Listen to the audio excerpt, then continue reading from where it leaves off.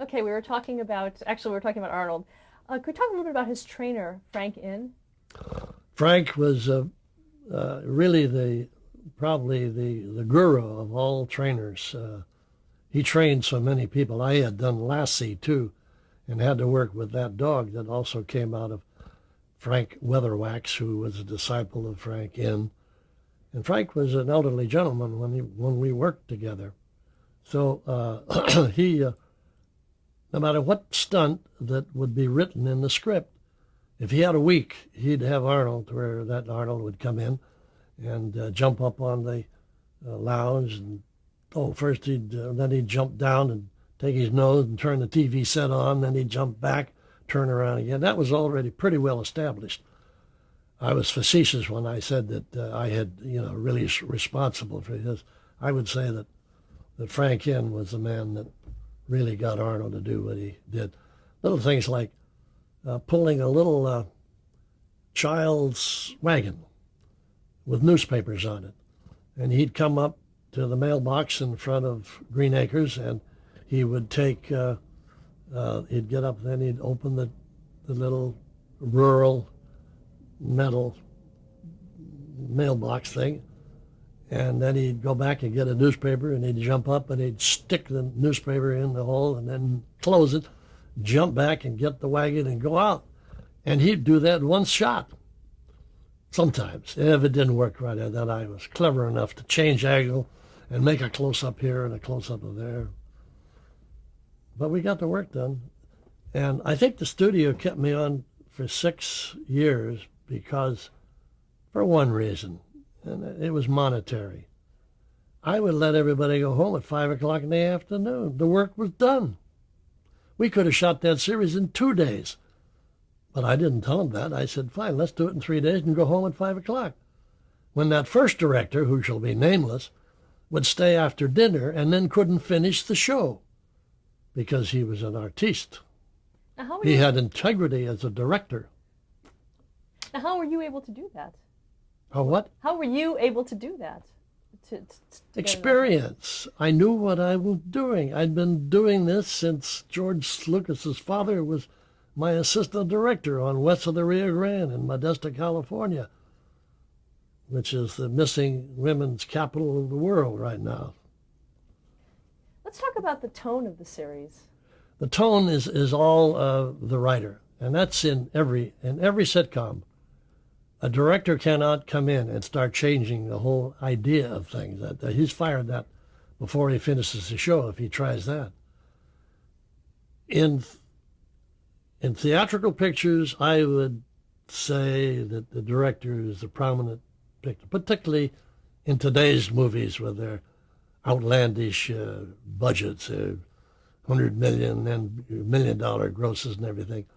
The director, like Spielberg and Lucas and Jim, whatever his name is, that did Titanic, those are what I call in my book, I call them the $1 billion directors, because they know how to do it. Now, no producer is going to tell Spielberg that, no, wait a minute, you remember that shot? You got to shoot that over again. Nobody does that. But in television, the producer is the person who tells you that it stunk and do it again. We'll talk about the sort of I guess it's called a surreal element to Green Acres. That came from Jason. Well, that escapes me, this surreal. Where was Green Acres surreal in that we had, now our pig didn't talk. So that's not like a lot of shows that do today with talking animals. That's the greatest thing. There's a baby that talks too.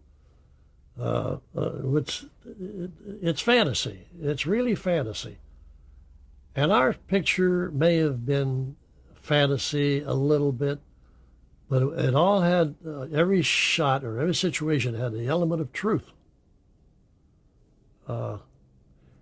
Everybody was insane.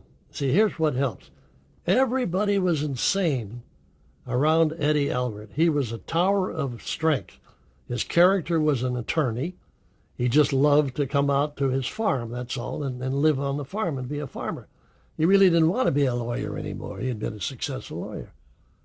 So you have him reacting to all of this nonsense that's going on around him, particularly with his wife, with her Hungarian background, and she can't quite make the English language, and does a lot of malaprops in the process. So that's where the humor, and that's the tone of it. So it was not really a fantasy. The man owned a pig that really was a very, very smart pig. And he went to school, that pig, and he got some A's and things. Talk about some of the opening credits of the series. Yeah, well, I just shot them. I mean, I didn't write them. I shot them all. Ava standing there and with the tune, Great Acres is a place to be. And then farm living is a life for me. And then we get into her where he says fresh air, and she says Times Square, and she's in their apartment in New York. And then his hand comes in and pulls her out to the ranch. And then we did a burlesque of that famous painting of the the pioneer man and the woman with the pitchfork. And that was how the song ended. Da da da da da, boom boom, and Eddie would go boom boom with this thing. You see, so it worked. It really worked. Was there a studio audience? A studio? No, single camera. Director can take advantage of things. We don't have to rehearse for 3 days and then shoot it, and then come back and do pickup shots because somebody fluffed in the middle of this audience shot with 3 cameras. Now it has its place. I can't run it down because I've been a big fan of Cheers, a big fan of Friends, and all of the good sitcoms that are done that way. But it's a different thing. They are dialogue shows. You can't do sight gags in comedy. You can't do the things that we would do, going from set to set, exterior to interior and everything. It's a different technique completely. But I like single camera because anything else I feel I'm losing my grip on the medium. How did you feel about the laugh track? How did you feel about the laugh track? In Green Acres, too loud. I talked many times to my producer, and I like to laugh it up. But that's part of my probably overall feeling about laugh tracks. I think they're telling the audience what's funny, and it's crippling because a writer can write something that isn't funny at all, but by God, when it gets on the air, it's funny, and it's just honest. It's a terrible dishonesty. So maybe someday they'll make pictures that are genuinely funny without laugh tracks, but I don't think anytime soon. Now, it's all right when you do the 3 camera thing because you got an audience there. However, they cheat on that too. If some gag, the audience goes, just a little trickle of thing, they sweeten it in the editing process. And they put a laugh track right over their studio audience. See? So the whole thing is phony. Did it make a difference in how you directed?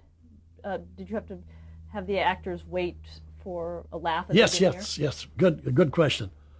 In the first year of, I don't think it happened on Petticoat, but it happened on Green Acres, where I remember Jay came down to the set and said, look, just hold a little bit when you know it's a laugh.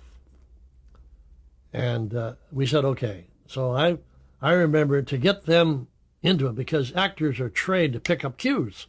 I mean, that's what they're taught when they're little actors. Now that they're big actors, they can't break themselves. They got to pick up that cue, particularly in comedy. That's what makes a repartee.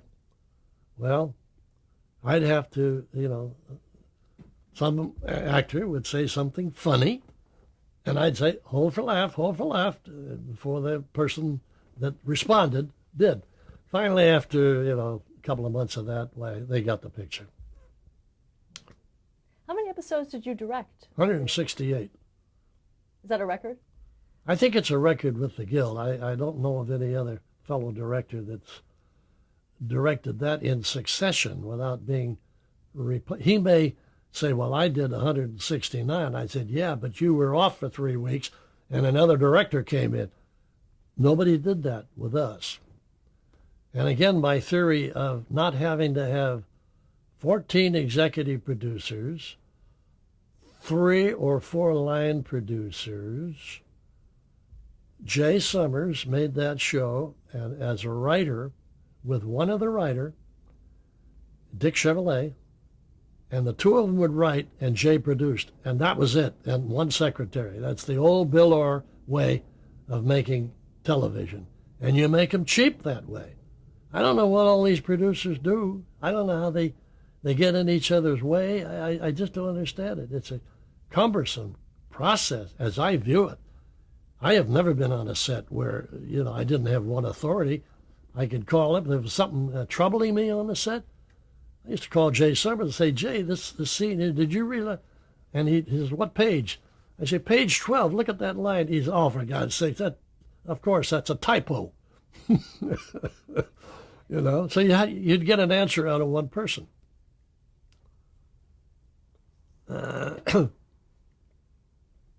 Where are we? How involved were you in the editing of the series? Green Acres. You know why I like Green Acres?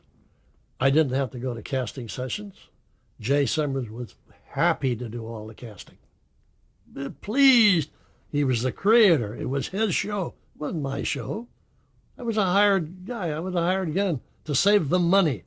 And I did that. Almost got fired, but Ava Gabor came around and finally sent me a letter telling me she loved me. So we got along fine. But where were we? The question was? The editing process. The editing? Oh, no editing. See, I was a big sailor in those days. I got a picture of my sailboat here, too. I used to come down. I'd work 3 days. I'd get there the day that we shot. Well, they'd send me the script ahead of time, but I'd be down here in Newport Beach and having a good time for 4 days and then go back and shoot for 3 days.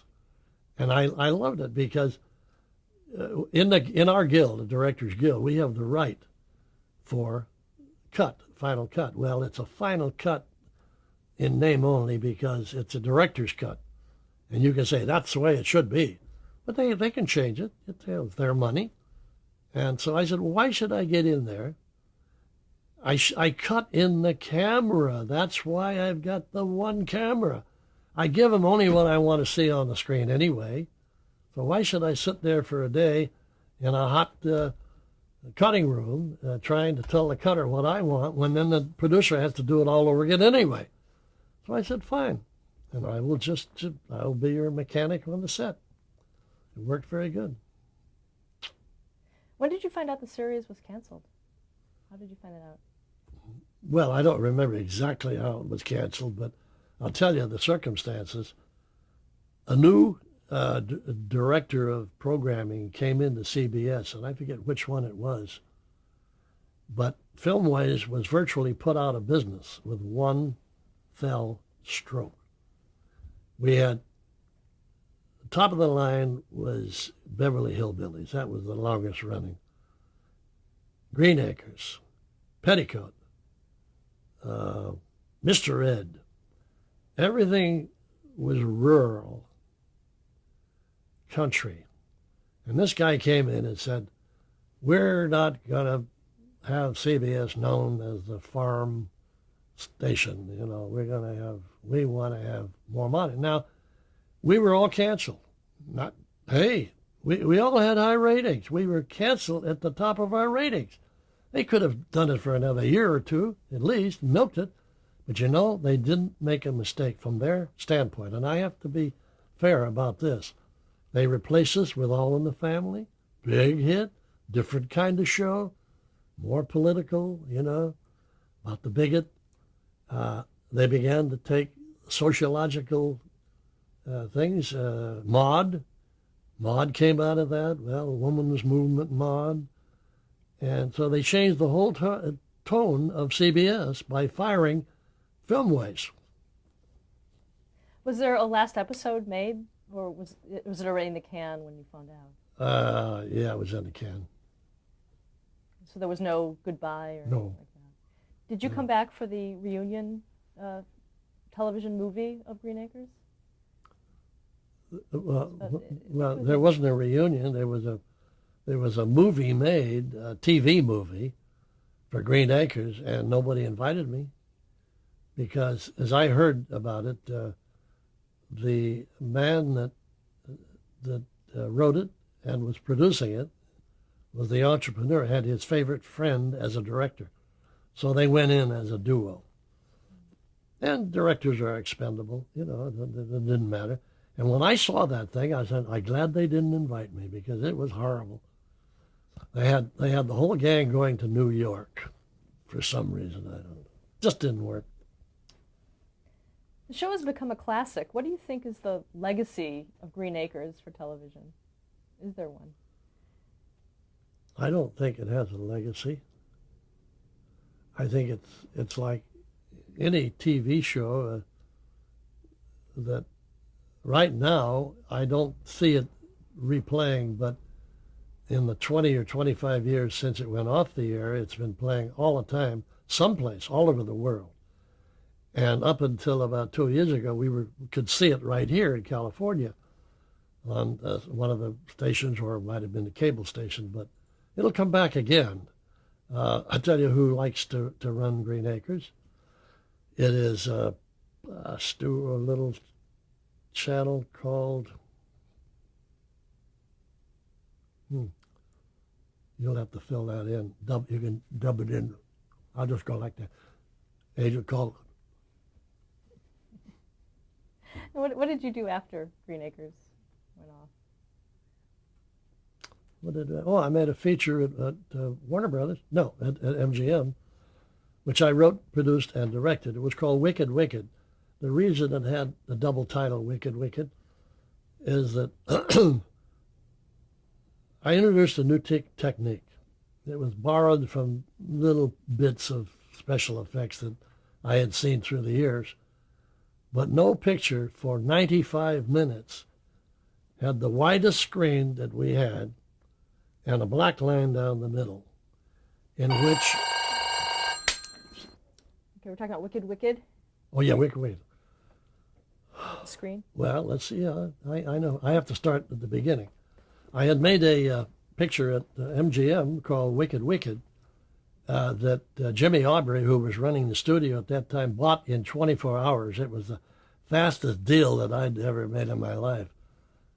I was signed on as writer, director, producer, and the concept was to use the widest CinemaScope screen that you could get, and you put a black line down the middle. And as a storytelling technique, I had the heavies over here, the antagonist here, and the protagonist over here. Now, naturally, you can't have two soundtracks, so we confined the dialogue to the protagonist side. And the antagonist was a crazy maniac who was living in the attic of a hotel, which we ended using the Del Coronado Hotel, which is pretty spooky if you're not in the attic. But this picture, as I say, was done in 30 days. I had to shoot two pictures. I had to shoot this side of the frame, and I had to shoot this side.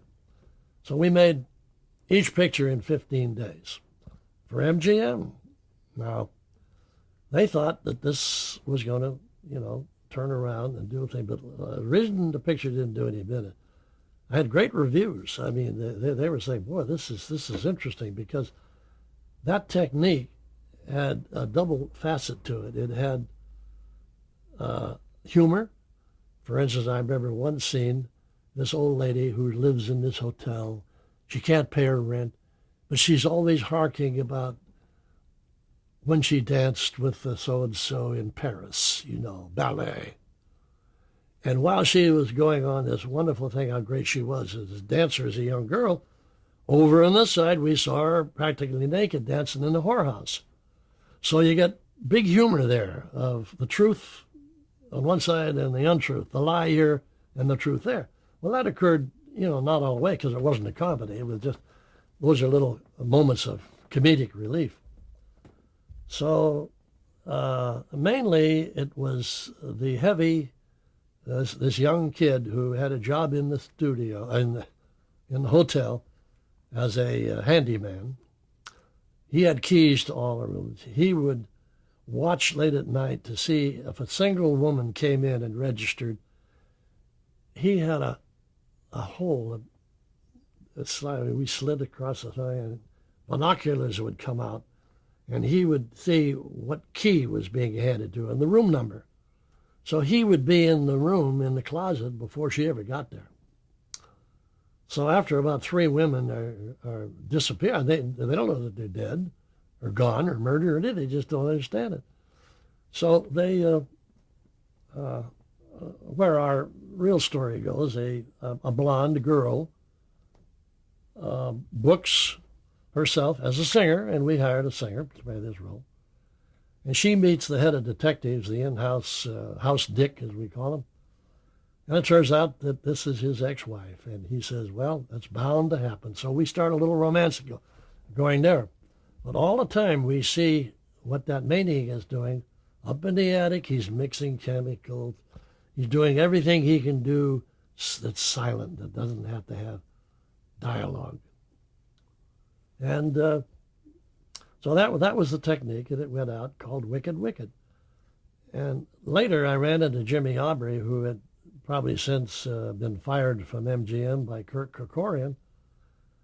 And we had a drink one night at the Cock and Bill, and I said, why didn't Wicked Wicked do any better business? He said that Kerkorian would not allow us to advertise. We had about 4 pictures there that were all in the same current period, and he wouldn't let us spend a dime. I said, why? Because he was building the, what do you call it, his first big hotel in Vegas. And he was using the cash flow of MGM to help him out on that construction thing. Oh. Now, whether that's the real reason or whether it was, I always said you either, as an audience, you either loved it or you hated it. We took it, Bill Orr. Again, I got Bill Orr out of retirement because he had, when Jack Warner quit, he quit. So I got Bill out, and I said, Bill, come on, you're going to be executive producer of this. Well, he loved the script. Script was this wide. It was the same. We had to find a typewriter that was this wide to type it up. And so we went out to MGM and made the film. And as I say, you either loved it or you hated it. But we did go down to a college. I forget which one it was. It was a major university in Dallas. So, and we screened it for a full house of students. And afterwards, Bill and I and the girl, the leading lady, got up. We sat on the stage and we answered questions. Well, the one question that I remember, well, I don't know. It took a while for me to get. I didn't understand what you were doing, but after I caught on, I was with it all the way, of the antagonist and the protagonist. So anyway, that was that. And whether it was Kerkorian's fault, whether it did business, or whether it's just one of those other pictures that you make, and it did start it was an experimental film, and I'm glad I did it, and it's fun to look at.